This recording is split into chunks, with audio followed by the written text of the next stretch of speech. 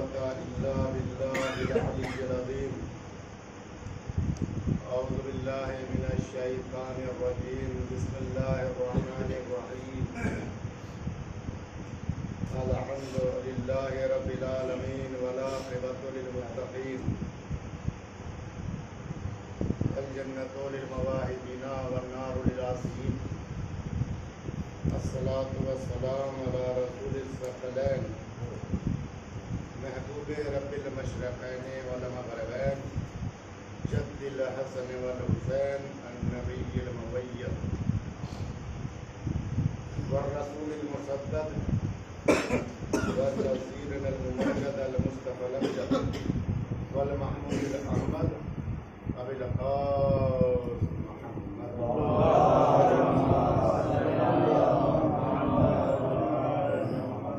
وأهل بيته الطيبين الطاهرين المعصومين المظلومين ولعنة الله على أعدائهم ومنكر فضائل ومصائبهم المنحرفين عنهم أجمعين. أما بعد فقد قال رسول الله صلى الله عليه وآله وسلم: النظر إلى وجه علي بن أبي طالب عبادة.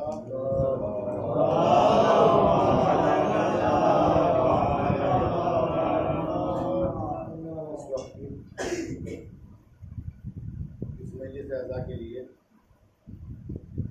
رسول اسلام کی بہت ہی مشہور و معروف حدیث کی حدیث میں آپ نے مولا کائنات کی ایک فضیلت کی طرف اشارہ فرماتے ہوئے ارشاد فرمایا: النظر الی وجہ علی بن ابی طالب عبادہ. علی کے چہرے کی طرف نظر کرنا جو ہے وہ عبادت. اس آیت حدیث کا شان نزول بالکل صاف صاف یہ ہے کہ یہ حدیث آپ نے اپنے گھر میں ارشاد کرنا. دلیل اس کی یہ ہے کہ جیسے ہی آپ نے یہ فرمایا تو فوراً ایک بیوی نبی کی خدمت میں آئی. آنے کے بعد میں کہتی ہے: یا رسول اللہ، یہ جو آپ نے علی کے بارے میں ارشاد فرمایا ہے کہ علی کے چہرے کی طرف دیکھنا عبادت ہے، تو علی قیامت تک تو اس دنیا میں رہیں گے نہیں. جو علی کے بعد میں آنے والے لوگ ہوں گے، جو مسلمان ہوں گے، وہ تو اس عبادت سے محروم ہو جائیں گے. اب آپ نے پھر لفظوں کے بدلنے کے بعد میں ارشاد فرمایا. پہلی اس میں کیا کہ نظر الی وجہ علی کے لیے خالی عبادت، علی کے چہرے کی طرف دیکھنا عبادت ہے. اب اس کے بعد میں ہم نے فرمایا ذکر و علی عبادہ، علی کا ذکر جو ہے وہ عبادت ہے. اب پھر بھی نے سوال کیا کہ اگر کوئی زمانہ ایسا آ جائے کہ علی کے ذکر کی پابندی لگا دی جائے، علی کا ذکر بھی نہ کرنے دیا جائے، تو رسول اسلام نے کہا حب علی عبادہ، علی کی محبت جو ہے وہ عبادت. یعنی جو لوگ علی کے زمانے میں موجود ہوں وہ علی کے چہرے کی طرف نظر کر کے عبادت کریں. جو لوگ جو ہے علی کے زمانے میں موجود نہ ہو وہ علی کی محبت جو ہے وہ دل میں رکھ کے عبادت کریں. جو لوگ یہ بھی نہ ہو سکے تو علی کا ذکر کرنے کے بعد میں وہ اس عبادت کو بول. اب ظاہر ہے کہ حدیث جب حدیثوں کا سلسلہ جب شروع ہوتا بیان کیا جاتا ہے تو فوراً ایک آواز ابھر کے آتی ہے کہ قرآن میں کہاں لکھا ہے. یعنی علی کی فضیلتیں قرآن میں کہاں ہیں.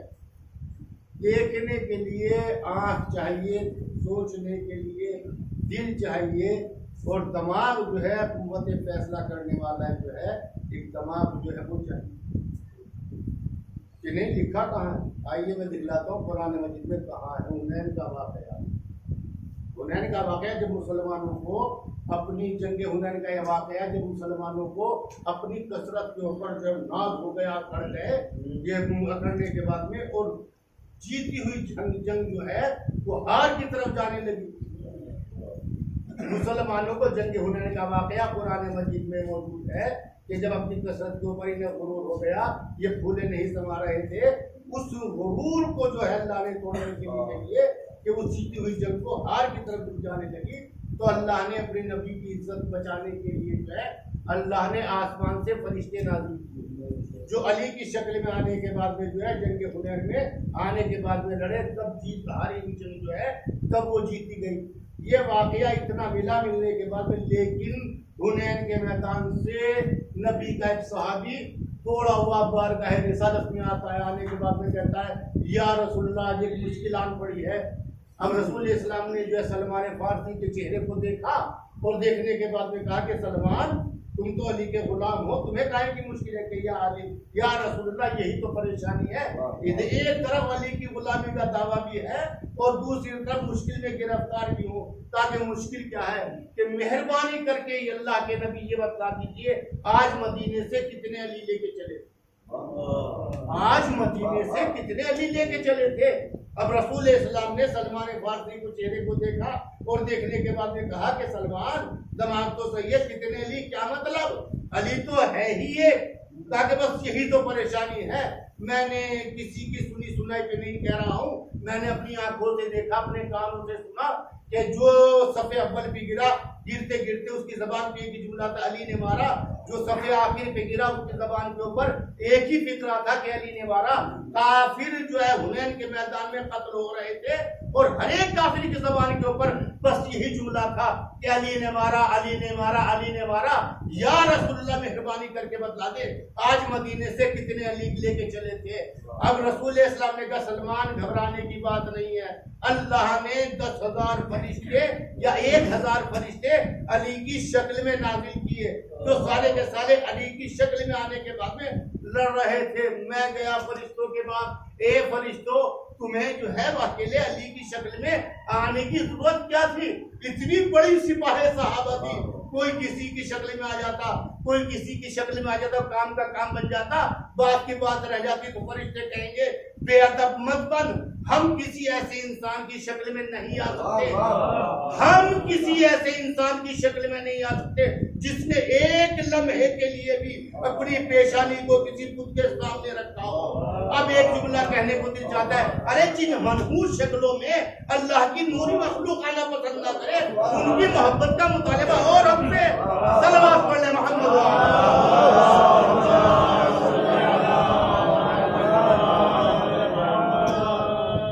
جن شکلوں میں جو ہے اتنی بڑی سپاہ صحابہ تھی، کوئی کسی کی شکل میں آ جاتا، کوئی کسی کی شکل میں آ جاتا، کام کا کام بن جاتا، بات کی بات رہ جاتی، لیکن نہیں، ہمیں اللہ کی نوری مخلوق کسی ایسے انسان کی شکل میں ہم آ ہی نہیں سکتے کہ جس نے کبھی ایک لمحے کے لیے بھی اپنی پیشانی کو کسی بت کے سامنے رکھا ہو۔ اب جن شکلوں میں اللہ کی نوری مخلوق بھی آنا پسند نہ کرے، ان کی محبت کا مطالبہ اور ہم سے ہو جائے۔ صبر جو ہے صبر کا ایک منزل ہوتی ہے، ایک مقام ہوتا ہے، ایک حد ہوتی ہے صبر کی۔ ہم سے بڑا صابر اس دنیا میں نہیں ملے گا۔ یہ جو بھی شہادت کی مجلس مولا کائنات کی ہے، اب میں بتاؤں آپ کو، جب ضربت لگی ہے تو ایک آواز اٹھی تھی علی نقل کفر نباشد، علی کہاں مرے، علی کے ضربت کہاں لگی کہ مسجد میں علی کرنے کیا گئے تھے، کہ نماز پڑھنے کے لیے، کہ کیا علی نماز بھی پڑھتے تھے؟ ابھی بتا جی یہ سب کا مطلب جو ہے ایک حد ہوتی ہے، یعنی اتنا مثلا مولا کائنات کو جس کے محلے والے جو ہیں 1,000 تکبیروں کی گواہی محلے والے دے رہے ہوں، اس کے متعلق یہ کہا جائے کہ علی مسجد میں کیا کرنے کے لیے گئے تھے؟ سب ہوتا اتنا بڑا پروپیگنڈا، اور پروپیگنڈا بھی یہ کہ ہم ایسا نہیں کہ جواب دینا نہیں آتا، جواب دے سکتے ہیں، لیکن ہمارے سامنے خود اتحاد بین المسلمین پیش نظر ہے، جواب دینے میں وہ نہیں ہے۔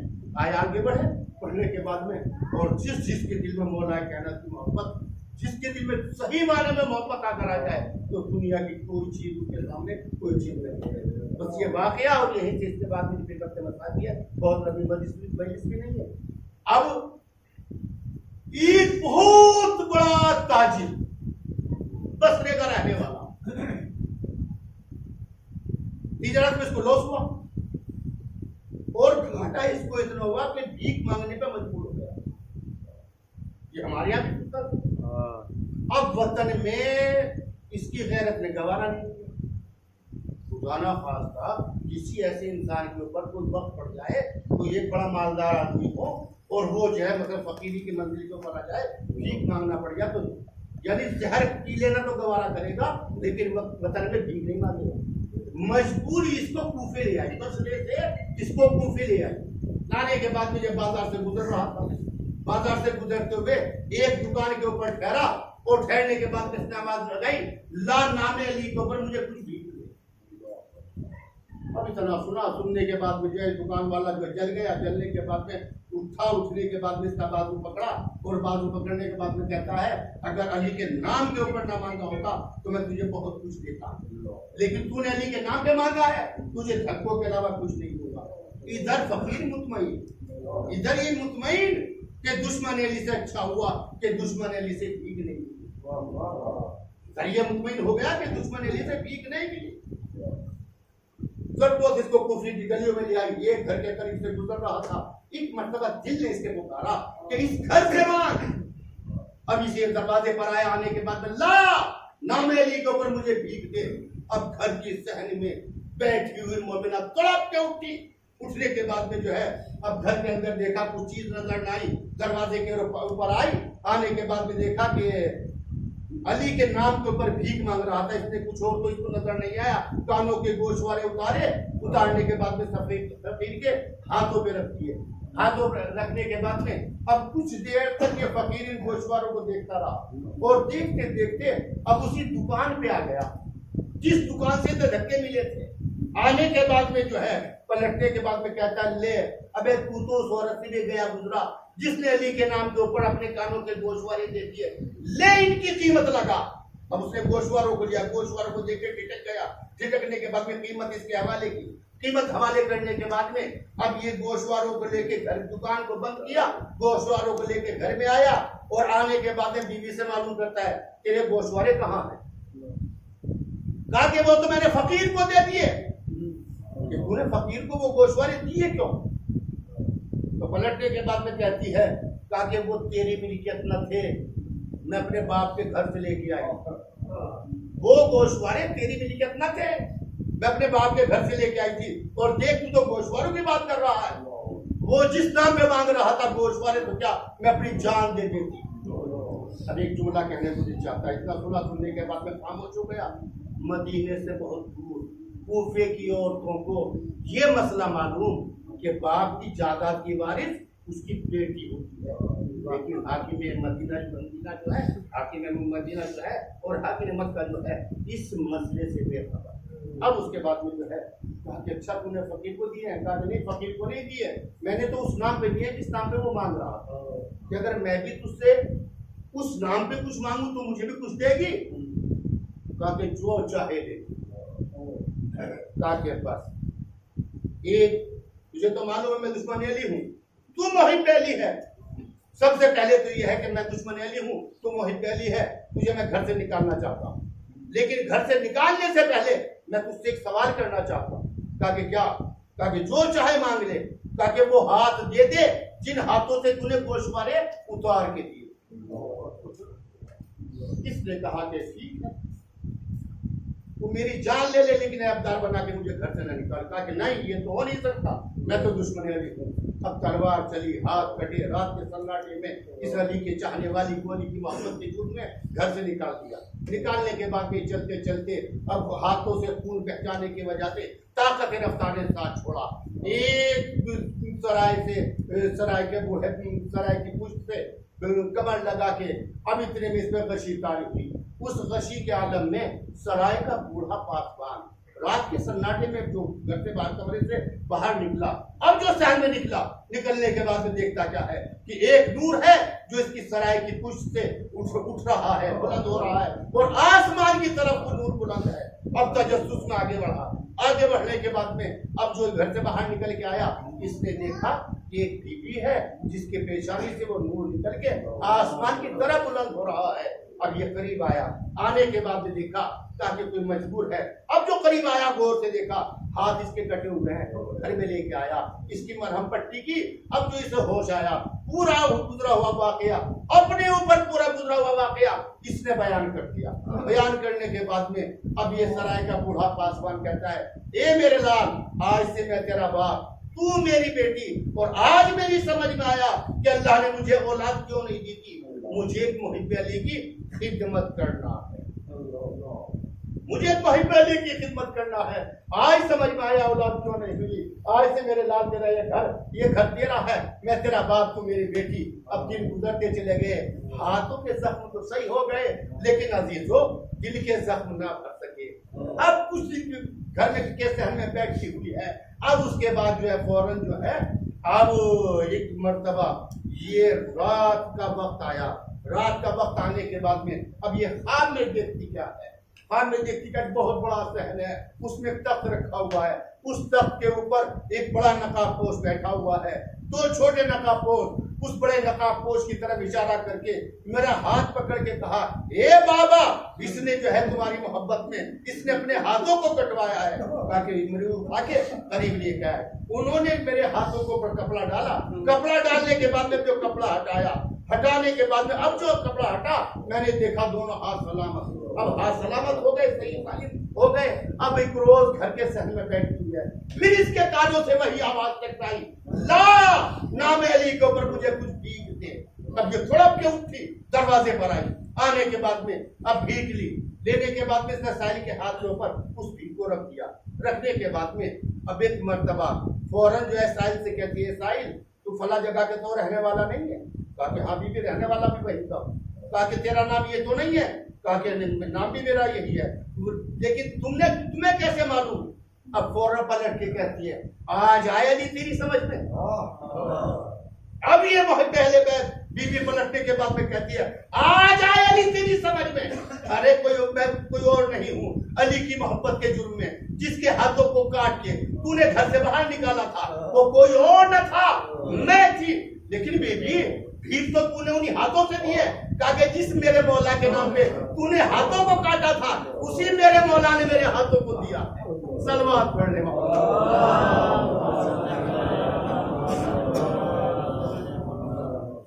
جس میرے مولا کے نام پہ انہیں ہاتھوں کو کاٹا تھا میرے مولا نے انہیں ہاتھوں کو جو ہے مجھے عطا کیا ہے. اب یہ باتیں ہو رہی تھی کہ شوہر نے سن لیا. سننے کے بعد میں جیسے یہ آئی بھیک دے کے تاکہ فقیر سے کیا باتیں ہو رہی ہیں اے میرا والی و وارث مجھ سے نہ پوچھو. اب اس کے بعد میں جو ہے بابا مجھ سے یہ معلوم نہ کرو. اب اس کے بعد جو ہے کہا کہ نہیں. اب اس کے بعد میں مرتبہ ایک شور بلند ہوا. شور بلند ہونے کے بعد فلاں جگہ سے ایک بہت بڑا تاجر آ رہا ہے رات کے سناٹے میں. اب جو یہ گھر کوفے کی گلیوں سے گزر رہا تھا اب اس نے سرائے سے ایک نور ساتے ہوئے دیکھا جو آسمان کی طرف بلند تھا. تجسس میں آگے بڑھا. آگے بڑھنے کے بعد جھانک کے دیکھا کہ ایک بی بی ہے جو مصلی عبادت کے اوپر سر کو سجدے میں رکھے ہوئے ہے اور ذکر خداوند عالم میں مصروف ہے. اب اس کے بعد جو واپس ہوا. واپس ہونے کے بعد میں صبح ہوئی.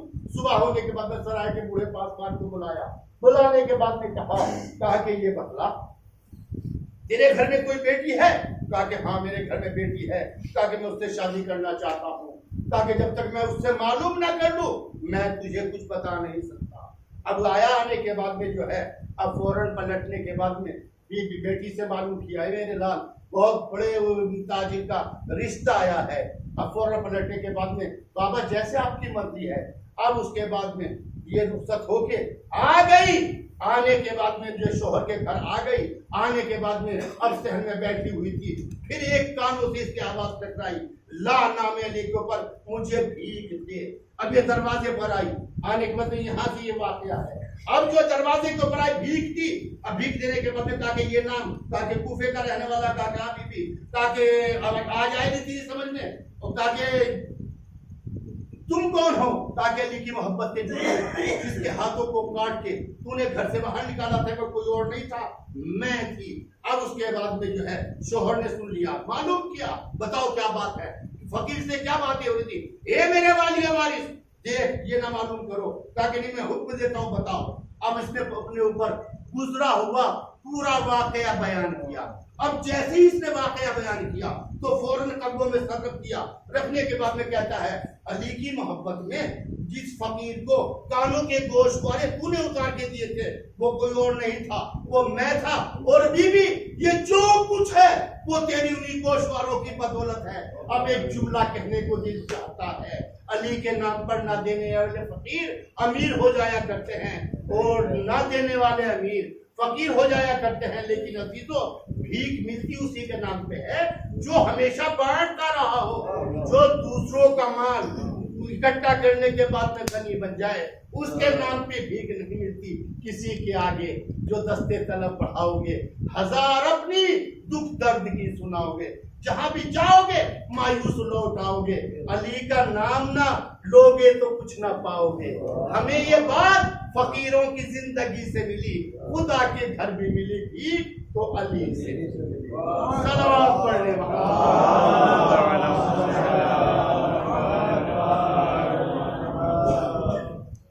آج 18 رمضان 17 رمضان مبارک مولا کائنات مسجد کوفہ کے منبر سے خطبہ دے رہے ہیں.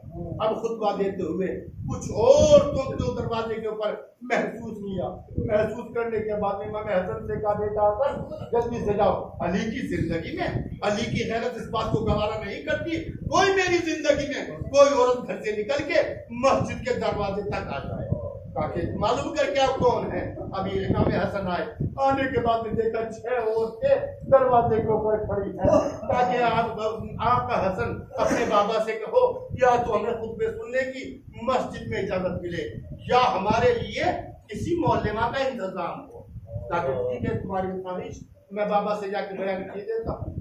آئے, آنے کے بعد میں کہا بابا کسی کی نمائندہ عورتیں بن کے آئی ہے, کہہ رہی ہیں یا تو خطبے سننے کی مسجد میں اجازت ملے یا ان کے لیے کسی مولما کا انتظام ہو تاکہ جاؤ جا کے کہہ دو فلاں روز ان کا درس شروع ہو جائے گا, یعنی پرسوں سے ان کا درس شروع ہوگا مگر مسجد میں آنے کی انہیں اجازت نہیں ہے. اتنا کہا اے میرے لال حسن مجھے تم سے کچھ بات کرنا ہے. اب اتنا کہنے کے بعد خطبہ تمام کیا, مسجد سے باہر نکلے, بازار میں آئے. امام حسن نے بابا کو ٹوکا, بابا آپ تو کچھ بات کرنا چاہ رہے تھے لیکن آپ نے کوئی بات کی نہیں.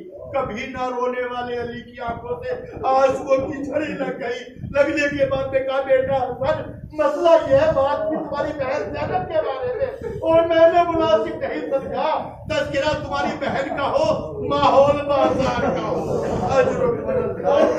جاؤ میری زندگی میں میری بیٹی کو کوفے لے آؤ لیکن ایک بات کا خیال رکھنا پانی بھر کے چلنا وہ رات میں کرنا اس لیے کہ زینب کو میں نے بڑے ارمانوں سے پالا ہے اور جب سرحد کوفہ پہ آنا تو مجھے اطلاع کر دینا.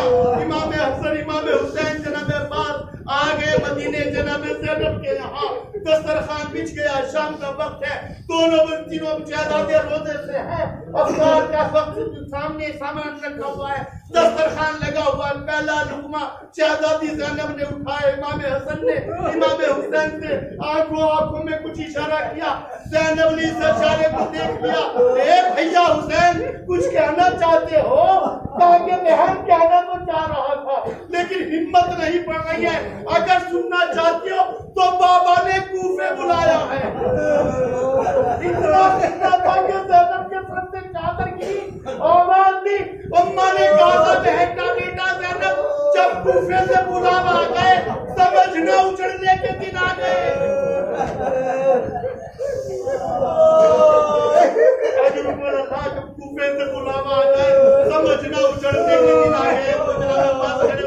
اے شہزادی رات کے وقت سفر کریں گے, دن میں کم سے کم سفر کریں گے, راستوں سے کسی کے گزرنے کا امکان نہیں ہے, بازاروں کو بند کرا دیں گے, کسی طرح کی کوئی تکلیف نہیں ہو پائے گی. اب یہ سفر طے کرتے کرتے جب سرحد کوفہ پہ آئے تو مولا کائنات کی اطلاع کی گئی. مولا کائنات گھوڑے پر سوار ہوئے, جناب زینب کے ناقے کے برابر میں گھوڑے کو کیا, کرنے کے بعد پہلا بازار آیا. آنے کے بعد میں محمل میں سر کو ڈالا, ہے میرے لال زینب یہ کوفے کا بازار ہے. زندگی میں پہلی بار علی کی بیٹی نے باپ کی آنکھوں میں آنکھیں ڈالی. ڈالنے کے بعد سوال کیا, بابا کوفے کے بازار سے تمہاری بیٹی کا کیا لینا